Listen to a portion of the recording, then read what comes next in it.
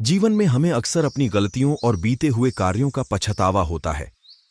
हम खुद को सोचते हैं कि क्या होता अगर हमने वह कार्य नहीं किया होता या उस गलती को सुधार दिया होता।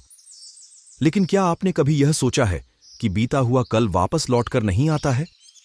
हमें यहाँ हम अपनी एक छोटी भूलों को भूलकर लेकिन आगे गहराई बढ़ना से सोचने चाहिए। वाली महात्मा बुद्ध की कहानी इस कहानी के माध्यम बीता से हुआ देखेंगे कल कि हम लौटकर नहीं। महात्मा बुद्ध एक गांव में प्रवचन सुना रहे थे। उन्होंने पास हुए लोगों के समीप अपनी मधुर वाणी से सभी को संबोधित करते हुए बताया कि हर किसी मनुष्य को धरती माँ की तरह सहनशील तथा क्षमाशील होना चाहिए। मानव का ऐसा शत्रु है जो दूसरों को तो हानि पहुंचाएगा, साथ में खुद भी उससे नहीं बच पाएगा। इसलिए क्रोध, ईर्ष्या मानव की सबसे बड़े शत्रु है। सभा में सभी लोग शांति से उनकी बात को ध्यानपूर्वक सुन रहे थे।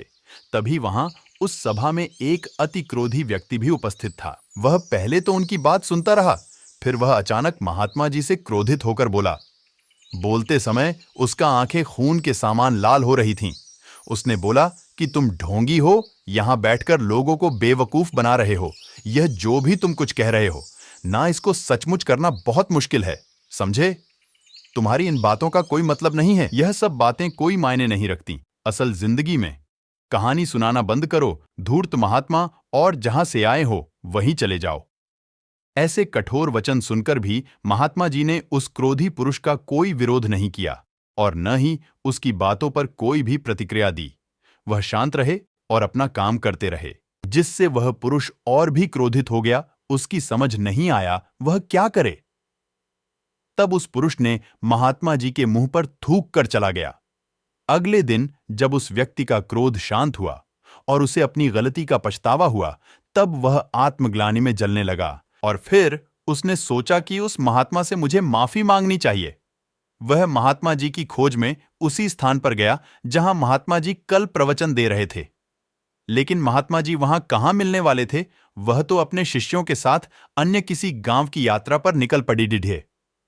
वह पुरुष सब लोगों से महात्मा जी के बारे में पूछता पूछता उस स्थान पर पहुंच गया जहां की महात्मा जी प्रवचन कर रहे थे। तब उस पुरुष को महात्मा जी के शिष्यों ने उसे उनके पास जाने से रोका, लेकिन महात्मा जी ने अपने शिष्यों को आदेश दिया कि आने दे उस पुरुष को।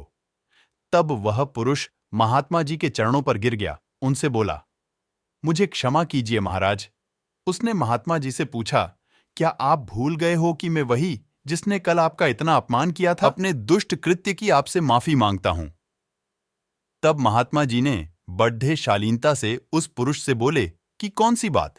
तब उस पुरुष ने बड़ी हैरानी से महात्मा जी की ओर देखा। महात्मा जी बोले कि मैं तो बीती बातें वहीं छोड़ डच आया, क्योंकि बीता हुआ कल कभी वापस लौटकर नहीं आता।